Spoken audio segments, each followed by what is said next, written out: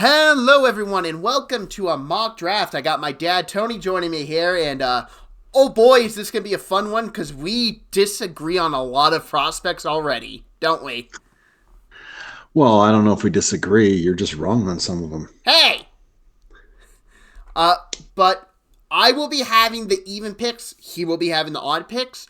This is going to be what we would do, but within reason. And when I say that is, we can't take a guy who we really love and we are really high on, that's probably going to be drafted round 3, round 4, round 5, and put him in round 1, because it's not realistic. There is a lot of what we think mixed in with what can possibly happen here. So, are you ready to kick us off with the Tennessee Titans on the clock? Absolutely. I guess, is Tennessee on the clock then? Well, yeah. All right. So, there's been a lot of buzz going around about Cam Ward being the odds on favorite to do this. And I look at this team, I look at all their team needs. I'm not fully invested in Ward or Shedeur going this high in the draft just because they're a quarterback. We've seen so many quarterbacks that are drafted high just because of team needs. If I was, or what I think is going to happen is, I honestly think in real life Tennessee is going to trade out of this pick with probably the Giants. Bank on some picks when the quarterback class is a little stronger for next year. That being said, they are going to go with Abdul Carter So, since we're not doing trades.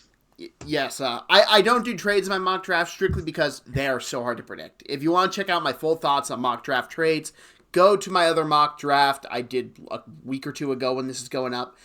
It explains my issues with mock draft trades. But to add on to this, if Abdul Carter was to go first overall, like you just said, looking at my bet site, and I won't say them out loud because they're not sponsoring, the first overall pick is projected to be Cam Ward at minus 800. If you like Abdul Carter, I'm just speaking this to anyone, you put $10 on Abdul Carter to go first overall and he does, you're winning $45. That's not a bad bet, is what I'm trying to get down to. Please, if you do bet because of this and I was wrong, I am not sending you a check, just so we're clear. He is liable for every missed bet. All right, so the Cleveland Browns are on the clock. Man, I wish I didn't make the rule. I'd take a kicker here. But realistically, hey, the Browns, they have a lot of issues. I could go quarterback here, but I'm going to be completely honest. I don't think the Browns do go quarterback. I'm going to go with the pick that I've heard a lot of them talk about, and he is a very good player. He may not be my number one player on the board right now, but I can definitely see the pick is worthwhile, and that'd be Travis Hunter. And the most interesting thing about this with the Browns and Travis Hunter to me is every time I've seen the Browns love Travis Hunter, the Browns love Travis Hunter, it's not been the position I love him at cornerback. They love him as a wide receiver. And that would be very interesting, especially when you look at the Browns are rebuilding. They can say with what they are or not. They don't really have an offense. They need to build the offense out. You can put a quarterback back there, and they're probably going to sign a veteran. They're probably going to sign Russell Wilson, it looks like. He's going to get beat up behind that O-line. And you put a rookie back there, he's going to get skittish maybe, and you don't really want that. But you can get a fun, dynamic wide receiver for when you pick your guy in 2026. Well, see, the Giants didn't have to move anywhere, and they'll still be able to get a quarterback. Although, I mean, they did bring in Jameis Winston, so maybe they're out of the quarterback market. Um, Okay, real talk.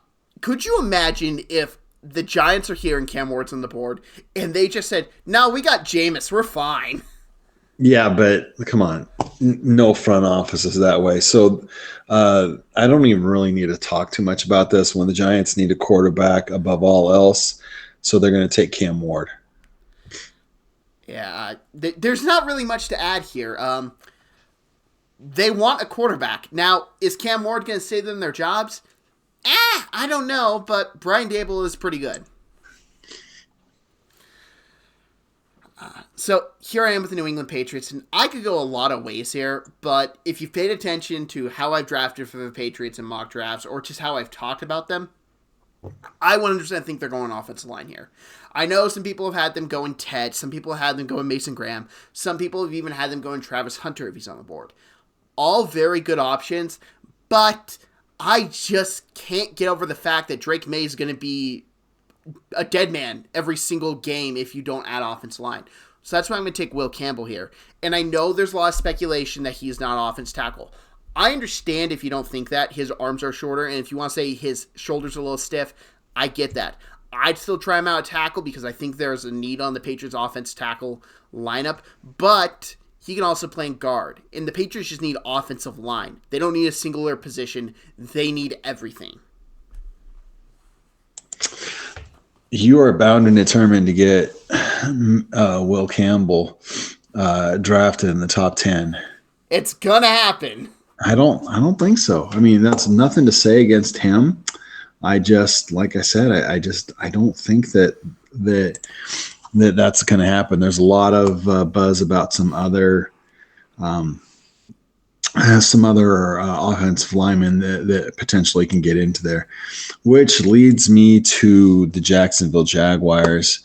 God, honestly, you can seriously pick just about anybody, and it would help this team out. But I really do like the idea of strengthening up their interior defensive line. They were not that stout last year, so I think going with Mason Graham in the long run is going to help them out a lot. I love his tenacity, and let's face it, I mean, when they talk about physical specimens, he's got short arms as well, right? He just seems to be able to do it as well. So here I am kind of hypocritical on who I'm taking as opposed to you taking Will Campbell, but I'm going to take Mason Graham because I like him. Well, here's the thing about Mason Graham, and it more or less benefits defensive linemen to have shorter arms, in my opinion, because they can get into a wrestling style better. You are more of a wrestler as a defensive lineman than an offensive lineman, in my opinion, because you are having to move them out of the way. You're having to get past them.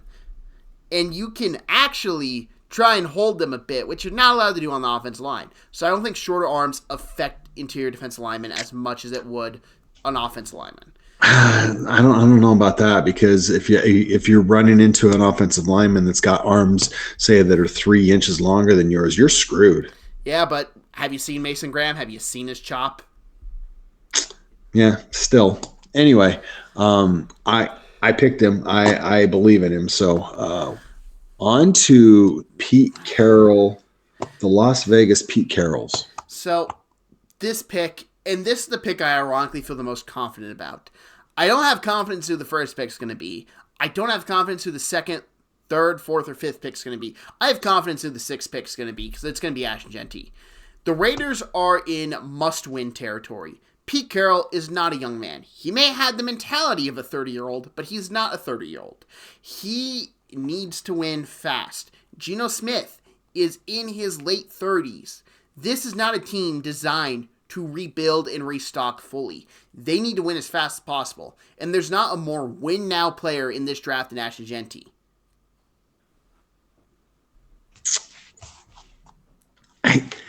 I mean, as a Pete Carroll fan, I think it'd be really cool. He does like the running game. Pete's never taken a running back this high before. I just have a hard time thinking that that's going to happen. Does that mean that it's definitely a no? Absolutely not.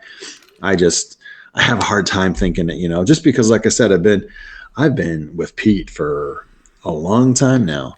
The Jets are on the clock, and the Jets need a lot of different things.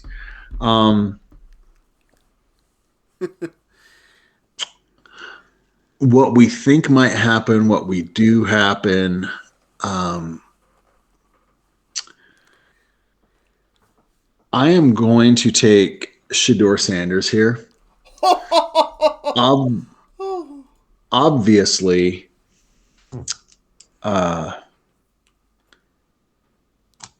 Fields is not the answer. One thing I know that there's a lot of knocks on Shador, but the New York media market and him would be fun to watch. So, yeah, Shador would be more or less fitting in. He kind of feels like a Jared Goff type quarterback. Not the biggest arm, not the best athlete. Has some tools, is more accurate than anything, and that's with what Aaron Glenn saw at work in Detroit. yeah, no, that's true. Yeah, that is a fascinating pick, and for your sake, I hope Justin Fields fans don't see that. Yeah, well, I've been dealing with them for the past year. They're some of the most delusional fan base you will ever see. I'll say that right now. You have to remember, I deal with 49ers fans. They're more delusional. The Carolina Panthers. I could go across the board here, but I'm not really going to do too much. I'm going to take a guy that I think fits here, that I think may actually get drafted here, and that's Ted McMillan. Bryce Young needs big body wide receivers to see. It's just what needs to happen. Ted's a big guy. He has good contested catch ability. He can go up and high point the ball. Can you say, well, he didn't test the best in his pro day at the 40-yard dash? Yeah, I don't care. I've seen him have football speed on the actual field. I don't care about the 40-yard dash. You are bound and determined to get your guys in the top 10, aren't you? They're going to go in the top 10. Well, I'm just glad because, as I've told you, I really don't want Seattle taking them at 18, and I've seen a lot of mock drafts doing that as well. So I'm happy with Carolina taking him. And you're absolutely right. On the outside, a big body receiver that you can get the ball to and let him do something with. It definitely makes a lot of sense. So the Saints are now on the clock, and the Saints really need help all over the place. There's offensive line, defensive line, quarterback, although it's coach speak and everything, but they do say that they like what they've got in house. Of course, there's nobody on a quarterback that I would take here. So looking at some of the other positions of need, I think I'm going to go with James Pierce Jr. here. They definitely need D-line help. They need in their division to be able to pressure the quarterback, and I think Pierce might be a big asset there. He's got one of the best pressure rates going, so and he's close to, kind of close to home then. Okay. So I had the Chicago Bears, and I think it's going to be one of two players here. I can't go with the second one because I might spontaneously combust if I draft two running backs in the top 10. It might happen, so I'm a little afraid of that. But I'm going to go Tyler Warren. And the reason why I'd go Warren over the running back Omarion Hampton is because I feel like Tyler Warren is a strength in a position group that the Bears could use right now with Ben Johnson's offensive scheme. Plus, this draft is really loaded with running backs if you don't know. But Tyler Warren, he feels a lot like just kind of what the Lions had great success with Sam Laporta. He was a big body, can run all over the field, can get open, catch the ball at an extremely high rate. He is an athlete, a game changer, and a matchup nightmare. The Chicago Bears could definitely use it, and here's the thing. If your offensive line isn't as good as we think it can be right now, because they did bolster it majorly, he is a guy you can dump it off to for Caleb Williams as a safety valve. So just out of curiosity, do you think that they're going to cut one of their other tight ends? I would say there's a chance Cole Kmet is traded. Because I don't think he fits Ben Johnson as well as Tyler Warren does. Because Ben Johnson wants a bit more of an athletic guy. Cole Kmet, he's more of an inline guy. I love me some Cole Kmet. Okay. I'm a little shocked on that. I think that Kmet would have been a good job, but hey, there's no doubt about that. The 49ers are on the clock, and this is a team that really can use depth all over the place, and they definitely need offensive line help. They need secondary help. I think even though there's been a lot of talk about Jahdae Barron being higher ranked, I'm going to take Will Johnson here. I like the tenacity which he plays. The 49ers, when they were at their peak, they had a lot of fire, a lot of attitude on that. And I think that Will Johnson will definitely help with that. And he's a playmaker, plain and simple. Probably the best instinctual cornerback in this draft class when you watch him. Now, I have the Cowboys. It's the same thing I said with the Bears. I might spontaneously combust if I have two running backs go in the top 12. So, I cannot do it. Even though common sense dictates it's Jerry. But I am going to go with Armin Membu here. The Cowboys have a need at interior guard. And yes, guard with Membu. I think Membu is a guard. They lost Zach Martin, a guy who transitioned from tackle to guard, was a big guy, could handle himself with power, handle speed very well. Membu is kind of in that exact same mold. I'm not saying he'll be as good as Zach Martin. Zach Martin's a future Hall of Famer. But the Cowboys desperately have a need at interior guard, and Membu can fill that role. And I think that's a really solid pick for them. Not splashy, but they've actually been making some pretty solid draft picks over the last few years. So something like that definitely wouldn't surprise me. And let's face it, they're going to be able to get a top running back in the second round as well. And there's going to be some solid running backs in the third round. So I don't think that you really need to, at 12, when you have so many team needs, go and get a running back. So I think that's a solid pick. The only problem with it is Jerry. You say that, but I mean, I don't know. Like I said, I think that they've been making some pretty solid picks for the last few years. So now we have Miami on the clock, and full disclosure, I was going to take Membu here for them. I think he would have been, he's got really good movement, and that's one of the things in that Dolphins offense. Having an offensive lineman that moves well would be a really, really good thing. So that kind of hurts.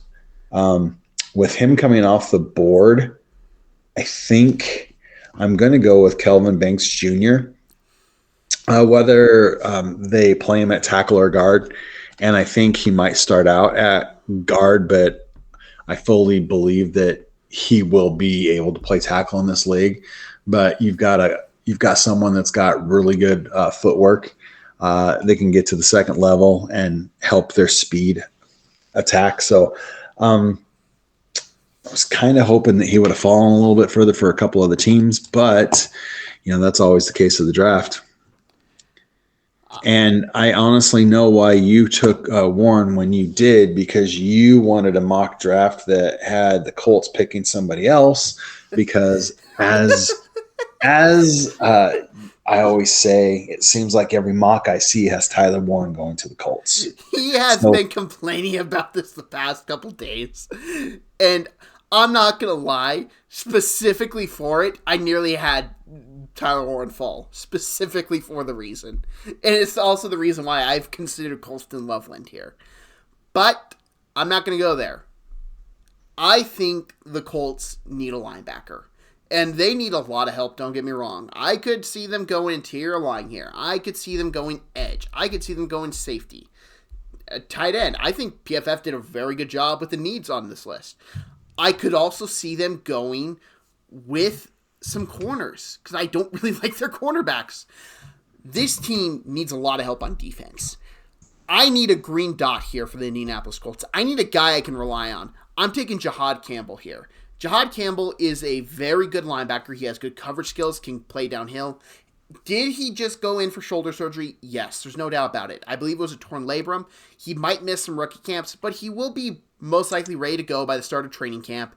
And that's something more important is rookie mini camps is a lot like, hey, this is the system we're running. Let's talk about it, get used to it. Training camps when the pads actually come on and you're actually required to do stuff. Well, as soon as you said that you were taking linebacker, I without even knowing who you were going to pick, I picked Jihad Campbell. So I'm glad that's who you picked because I instinctively went, I think he's going to be the first one off the board. So I'll speak on that. I don't have Jihad Campbell as my number one rated linebacker. I actually have Jalen Walker. But doing with what is realistic to happen, I don't see a team taking Walker before Campbell. I just don't. Well, Campbell's more versatile. Exactly. And he's more polished. With Walker, we really don't know yet. All right. The Falcons are on the clock.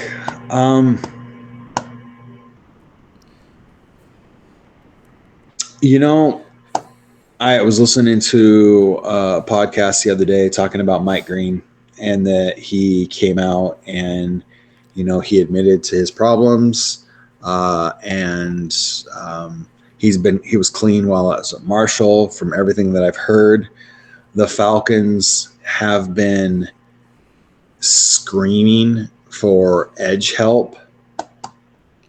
I'm going to give him edge help here with Mike Green. Yeah, so Mike Green here, I think we both agree is a top 10 talent. Oh, absolutely. The problem is we don't have the full research and ability that these NFL teams do. We don't know truly everything that's gone on with Mike Green. We don't. These teams have detailed reports of it. Oh, 100%. And I know that there are some teams, no matter what the report is, there are some teams that wouldn't take him just because of that character issue. But, this is a mock draft, and he's one of the best edge talents. And let's face it, the best defensive lineman that the Falcons have had for forever is Grady Jarrett. And guess what? He ain't on the Falcons anymore. So they really need to address this issue, and sooner rather than later. So here's the only thought that I could say. With them not trading, cutting Grady Jarrett, it wouldn't shock me if they went interior D-line. It wouldn't. I still say edge is their biggest issue, but with the Falcons, you never know with their drafts, apparently. That's 100%, but this edge class is, this interior defensive line class is pretty deep. So I think that if you get a premier edge, high, and then work on filling in some of the gaps a little later, I think you're doing your team building a little bit smarter. Yeah. Listen, I'm picking with the Cardinals here. It's an easy pick. Kenneth Grant. I just love the fit with Jonathan Gannon. He's a highly athletic defensive tackle that doesn't give up, high motor, can get to the quarterback and play the run. I just love the fit with Jonathan Gannon.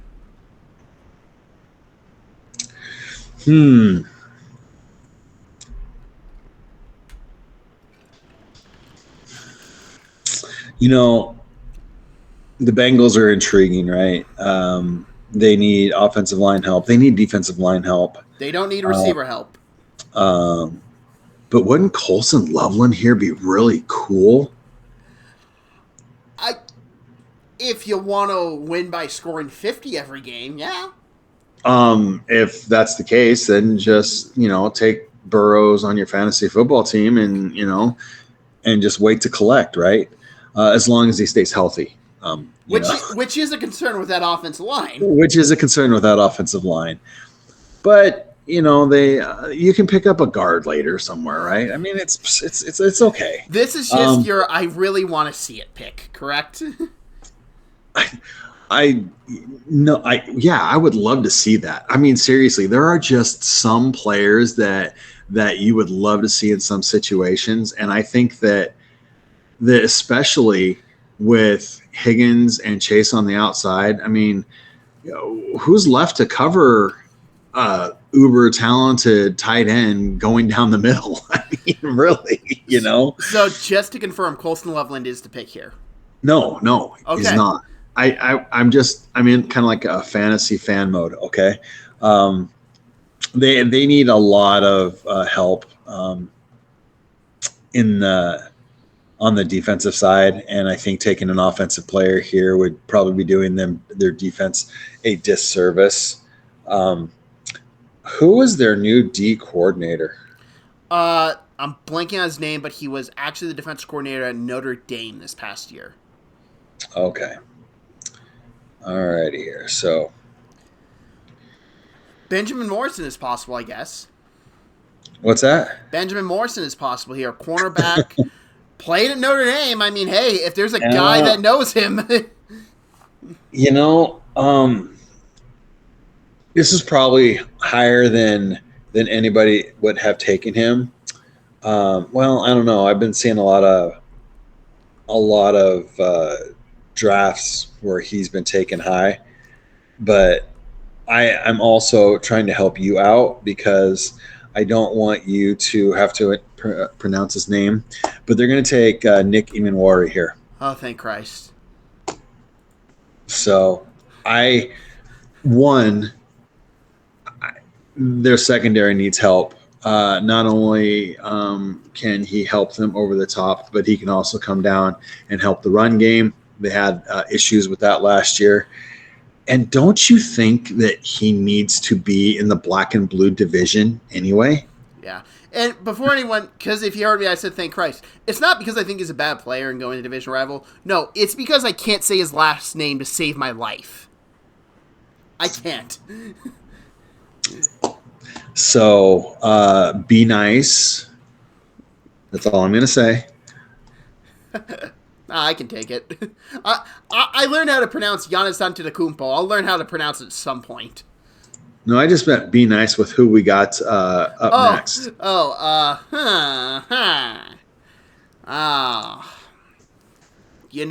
could go a lot of ways here. I could give you the guy that went to your high school. Yes, you could. Fun fact, we just found that out here. I was listening to a podcast earlier this week and found out that there is a certain wide receiver from Ohio State that just so happens to have gone to Steilacoom High School.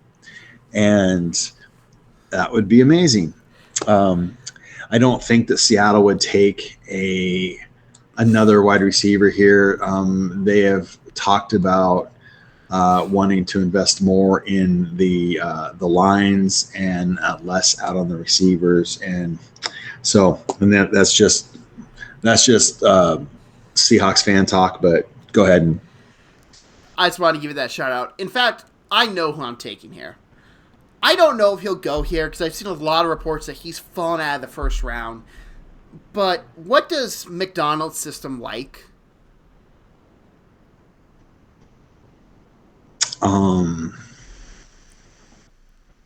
Edges. They like 3 safeties.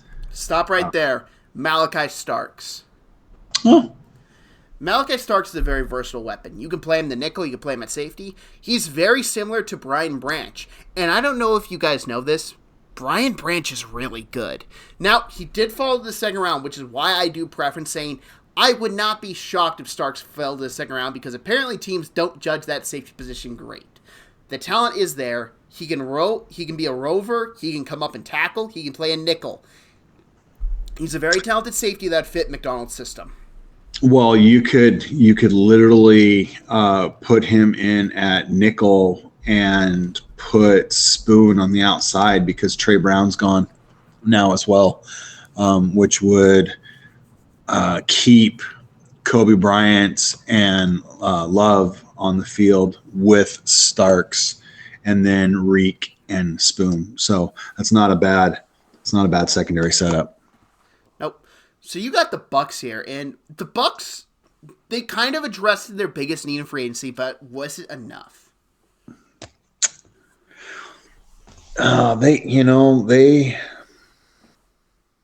they need edge work definitely. And let's face it, they have one of the greatest linebackers of this generation playing. And he's not getting any younger. If Campbell was here, I probably would have taken Campbell for that because Campbell can work edge, and then also he can play that interior linebacker position. That being said, he's not here. No use crying over spilled milk. And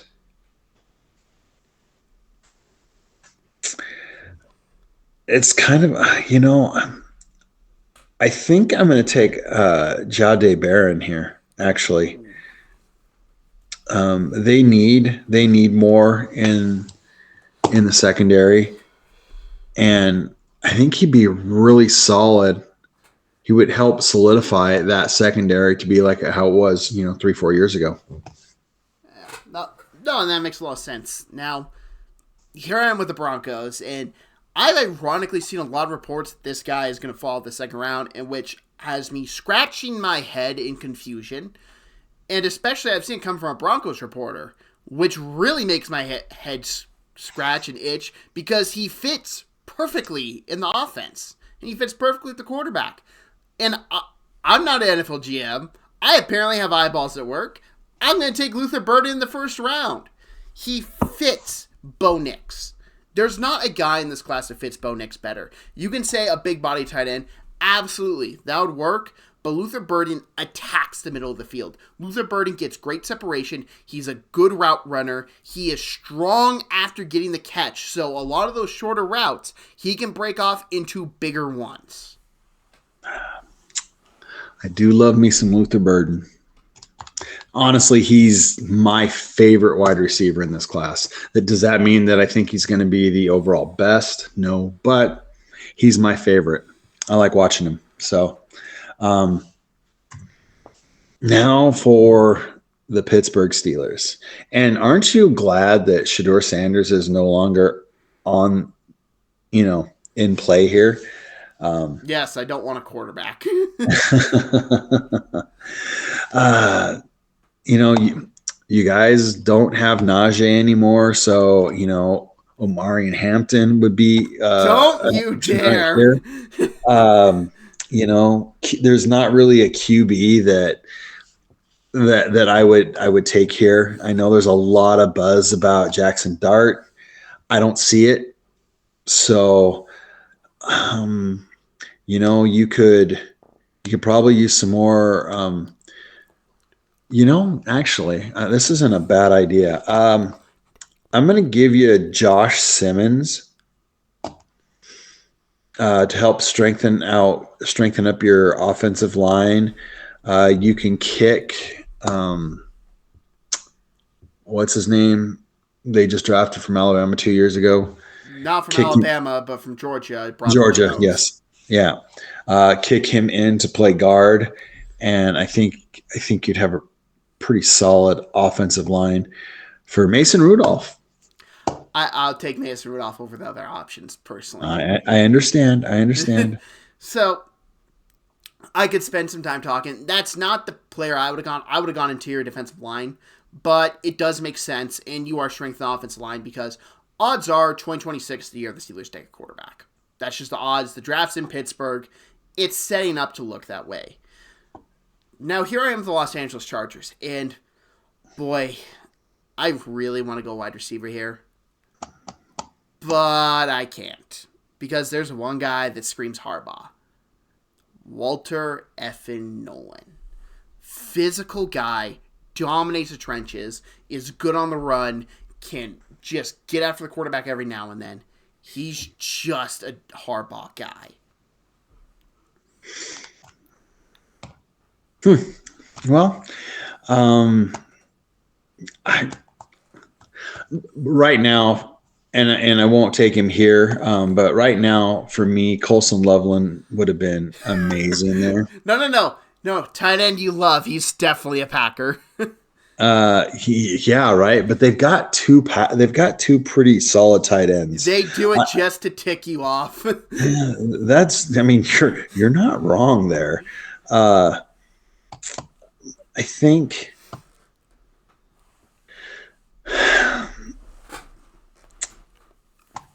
they've got a lot of wide receivers that are going to be coming up for contracts that haven't really proved themselves. They don't usually take wide receivers in the first round, so I'm gonna hold to that tradition. Even though their problem is that they probably should start taking wide receivers in the first round.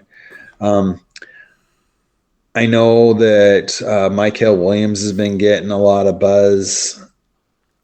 I'm not sure that he would fit exactly what they're doing. I think I'm going to give him Shamar Stewart. They like twitchy, traitsy defensive linemen, and he is nothing if not twitchy and traitsy. That being said, I really think that because a lot of people have likened him to, why am I blanking on his name now? From the Texans, then the Seahawks. Oh, Clowney. Thank you. I had a brain fart. People have likened his physical attributes to Clowney's, and when Clowney was in Baltimore, McDonald was there, and Clowney did really well. So I kind of would like to see what Shamar Stewart could do with McDonald, but he's too athletic for the Packers to pass up. That's very fair.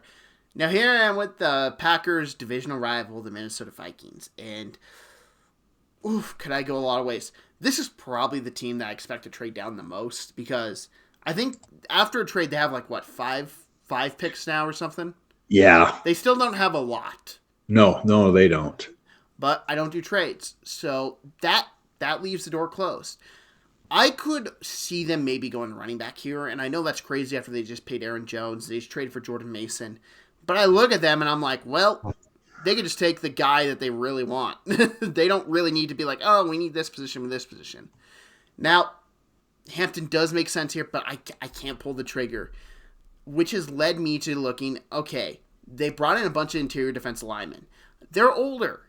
I don't really see them long term, and they have been building it up long term. I feel like they have good rush defensive linemen. I don't feel like they have a good pass rushing defensive lineman. So I'm going to take, and this is maybe my homer pick, TJ Sanders here. I have loved TJ Sanders. I have a stupid high grade on him. The only reason why he's on the board here is because this is trying to stay in the realm of possibility. And TJ Sanders is just someone I love. I think he can very much go top the second round, bottom the first round.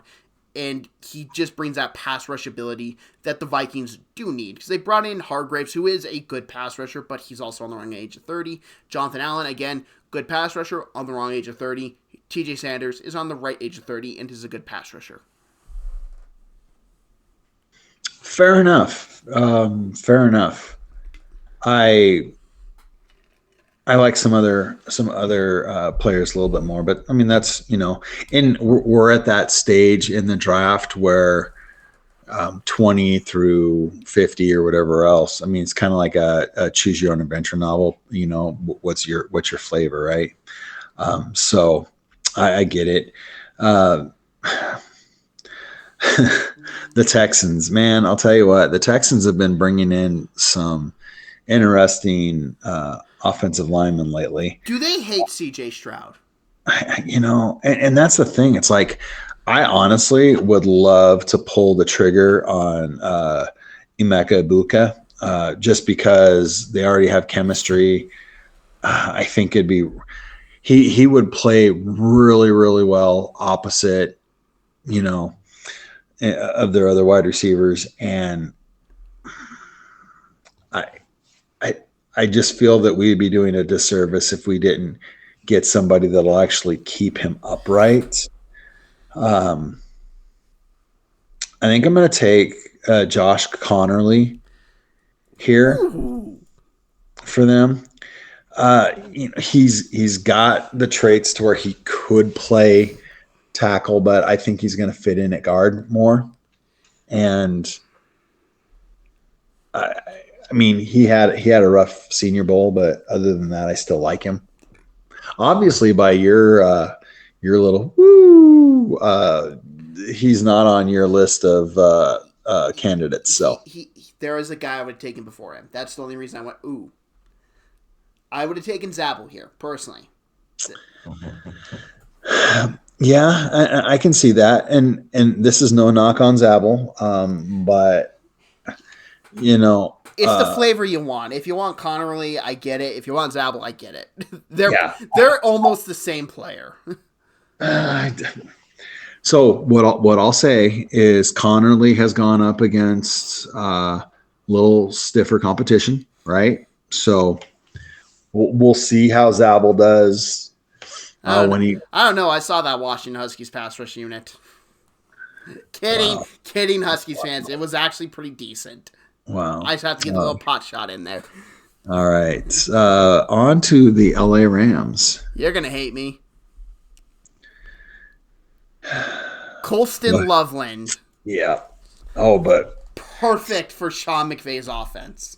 Yeah. I may hate you, but McVay's gonna love you. So I'll accept Sean McVay's love. He's very handsome.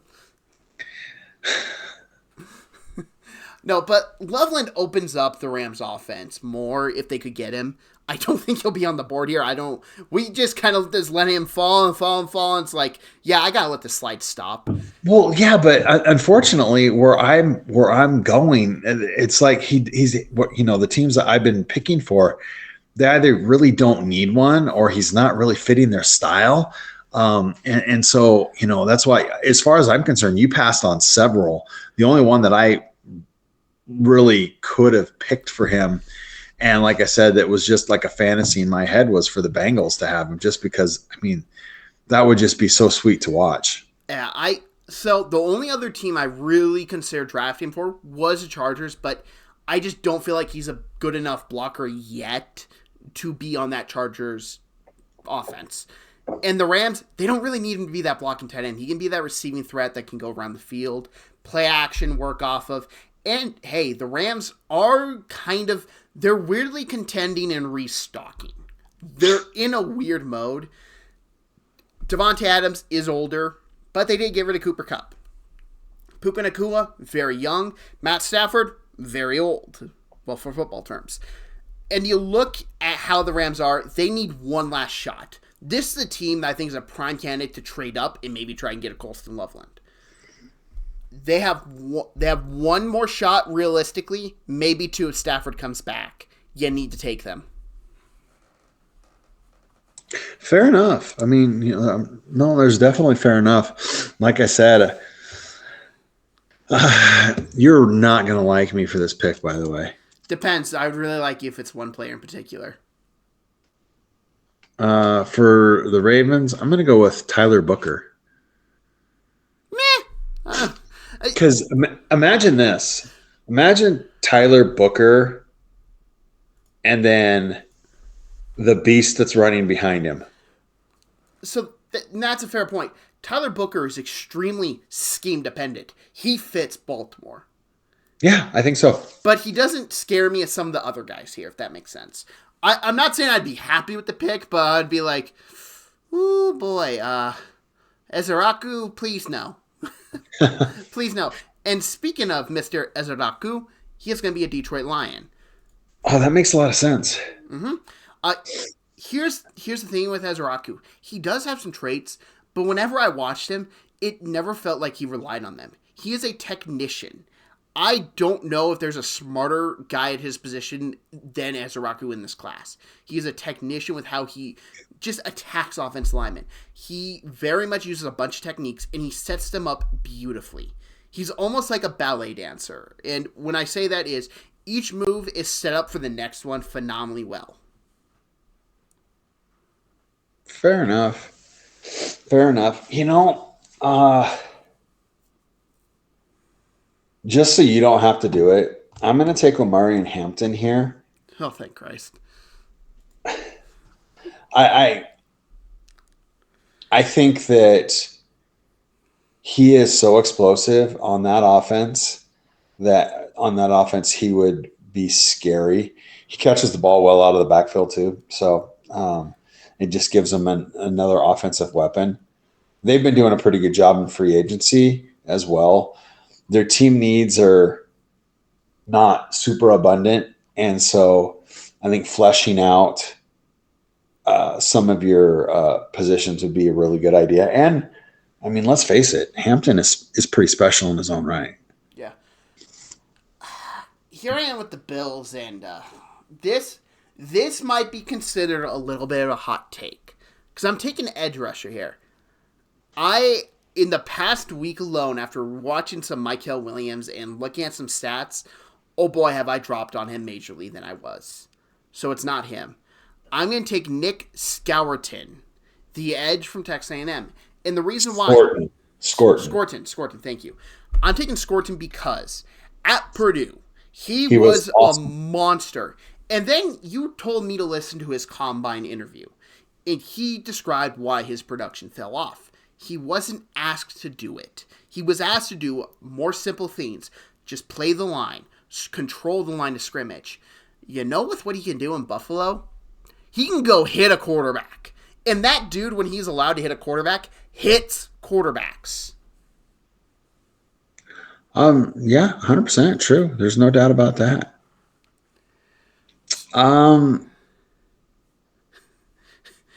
It would be so Chiefs here to take Matthew Golden. I'm just going to say that. It'd be so Chiefs. Honestly, I was thinking about Emeka here as well. Yeah, the reason I'd say Golden is because of the 40. That's why. Yeah, but they want guys that move in and out on that too, and they got their speedster last year. Yeah. So are you gonna go with Mecca, or are you still thinking? No, I don't think I'm gonna go with Mecca. I think I'm gonna go with Harmon. I know that you're not as high on him as I am, but I like what he's got, and I think that in their defensive scheme, he's going to give a lot of help. So I think you're right here with the spot. I am not a Harmon guy because I don't want a team that's going to draft a defense tackle who's going to have to stop the run with Harmon. He's not that. He is a pass rusher. He is, and I heard this last night on Check the Mic. Shout out to them. They did a great draft risers and fallers. I'd recommend you check it out. They talked about Derek Harmon, and I think it was Steve Paluzzo. Steve, I apologize for mistaking the Italian name. He connected Harmon to Javon Kinlaw. My third eye was open. I am very low on Javon Kinlaw. He is a pass rusher. He does not stop the run. I do not get that free agency contract. That's a story for a different day. But that's what I see with Harmon. You put him on the Chiefs. He doesn't need to stop the run on the Chiefs because that entire Chiefs defensive line can stop the run. You just need him to rush the passer, which he can do at a very good level. And you're providing pressure up the middle against a lot of guys that can't take pressure up the middle. Yep. So you have me at a hard spot here. Because I left Georgia players on the board? You left one Georgia player, and then there's one guy that's calling my name. I am deciding here between Jalen Walker and Gray Zabel. Zabel is an athletic guy that's probably a guard, and what did the Eagles just lose in free agency? A guard who is athletic and strong. Same with Zabel. But Jalen Walker just screams Howie Roseman pick. It's stupid how much he screams it. And this guard class is loaded. And you look at hey, the Eagles just paid Zach Bond. That's a 2-year contract, man. That's a 2-year deal that they can get out of or whatever. And you know what? You give a guy who can play downhill very well to Vic Fangio, stuff's going to happen. So I'm going to have to take Jalen Walker here. By the littlest hair, he edges out Gray Zabel. Well, did he edge him out because he went to Georgia? part of it, how he loves Georgia players. Yes, he does. But yes, he does. I will maintain that you give Vic Fangio a guy like Jalen Walker, and notice I'm saying specifically he's a linebacker. I don't think he's an edge. You give that guy to Vic Fangio, who he can just say, go downhill, hit that running back. Oh, we'll send you on a blitz here. And he can play behind that Eagles defensive line. That's terrifying. Yeah, no, there's definitely no doubt about that. Thank you very much for watching. If you liked the video, hit that like button. If you're new to the channel and you really like to hit that subscribe button. And hey, if you would share this is a growing channel. There's NFL draft content going up every weekday up until the NFL draft. It's a fun, exciting time. If you want to go down in the comment section, debate, say what your opinions are, what pick, what players. I love it. It's the NFL draft. It's one of the best debate themes because it's all speculation. It's like opening up a toy on Christmas, and then we get to the regular season and we see with what it is. And if you want more, there's a playlist of all the NFL draft content I've been making so far this year, this cycle, whatever you want to call it. And the most recent upload is also on the screen right there. Thank you very much for watching, and have a great day. Peace out.